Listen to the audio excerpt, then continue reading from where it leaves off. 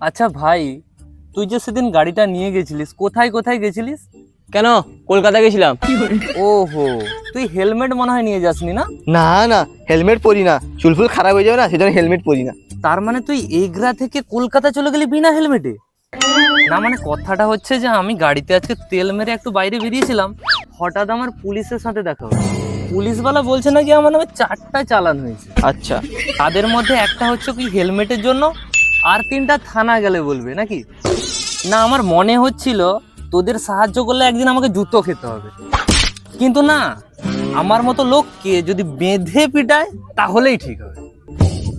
আরে আসো, কি হয়েছে না হয়েছে একটু দেখবে, আসো। আরে আমি যেতে পারবো না, আমার বাড়িতে আজকে বিড়ি পাঠা হবে।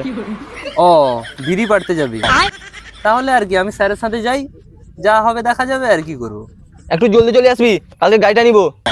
अभी मैं गाली नहीं दे सकता। नहीं, गाली नहीं देना। अब फैमिली फैमिली देखती है, वरना मैं ऐसे ऐसे गाली दूं, ऐसे ऐसे गाली दूं ना, जिंदगी भर याद रखें ये बड़े भाई।